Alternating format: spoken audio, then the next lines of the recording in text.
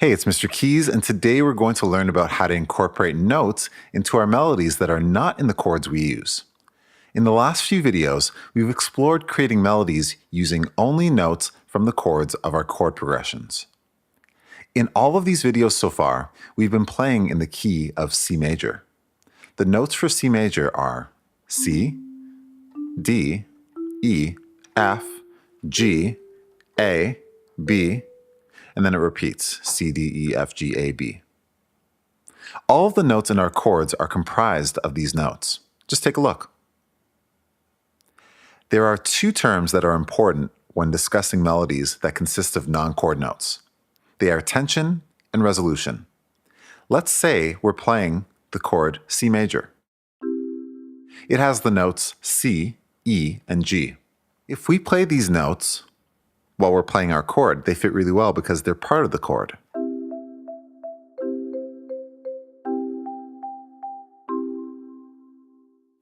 Notes like D, F, A, and B, which are not part of the chord but are part of the scale of C major, do not fit as well when we're playing the C major chord.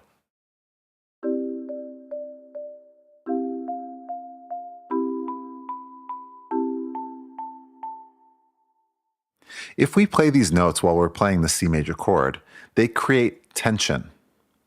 The notes C, E, and G, which are the notes for C major, they resolve that tension. So you might notice that if I'm on a note that's not in the chord, for example, like F, and then I move to E, the tension goes away. So tension and resolution. Tension is harsh to our ears, while resolution is not. So you might ask, why even use those notes that are not in the chord? Well, the reason is simple. Tension is what makes melodies interesting. Any good melody in any song will always contain chord notes and non-chord notes. Melodies that only consist of chord notes are usually quite boring. Let's talk about another concept called upper neighbors and lower neighbors. An upper neighbor is a non-chord note that is in the scale, the key of C for our example, that is directly above a chord tone. For example, the upper neighbor of C is going to be D. The upper neighbor of D is E. The upper neighbor of G is A, etc. A lower neighbor is a non-chord note that is in the scale and is directly below a chord tone. For example, the lower neighbor of C is B. The lower neighbor of F is E. And the lower neighbor of B is A. We get our lower and upper neighbors from the notes in the scale of C major. Today, we're going to explore a non-chord pattern called a return. A return is a pattern where we start on a chord note, move to its upper or lower neighbor, and then return to the original chord note. For example, if I'm playing the C major chord, and my melody is E, an upper neighbor return would be E, F, E. So I start on the chord note, I go to the upper neighbor, and I return to the chord note. Here are all the upper neighbor and lower neighbor returns for C. Let's start with C as the note. So here's the upper neighbor return. Here's the lower neighbor return. How about for E? If E is our melody note, the upper neighbor return is E, F, E. The lower neighbor return will be E, D, E. And then for G, upper neighbor return is G, A, G. And the lower neighbor return is going to be G, F, G. Let's use the following beat as an example, and you'll see the explanation of each pattern on the screen. The chords for our progression, and we are in 4/4 time, are going to be A minor, F, G major, and then another bar of G major. So it's a 4-chord progression. Each chord is 4 beats long. I'll add my own rhythms for the returns. The rhythm that you play is what may make it interesting or boring. I'll start with simple rhythms and then progress to more syncopated rhythms. Let's try this out.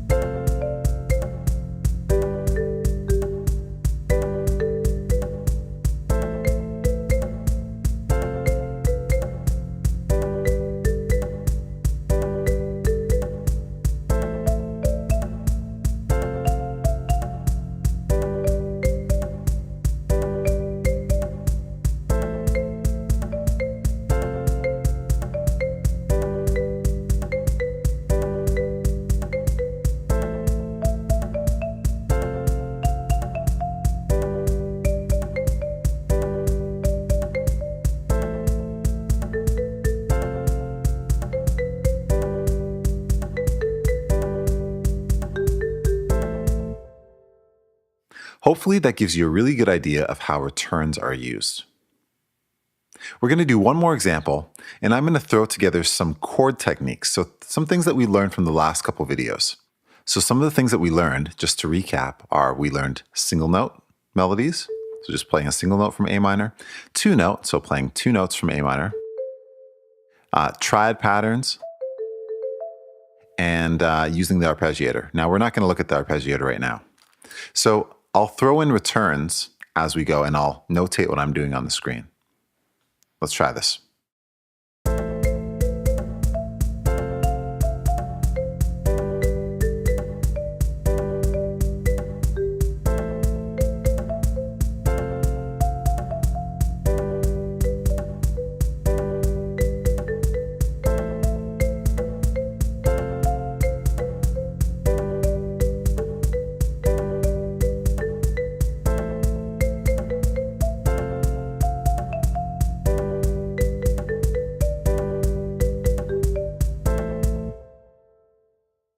So that's an example of how we can combine a whole bunch of patterns that we learned over the last couple videos in addition to using returns.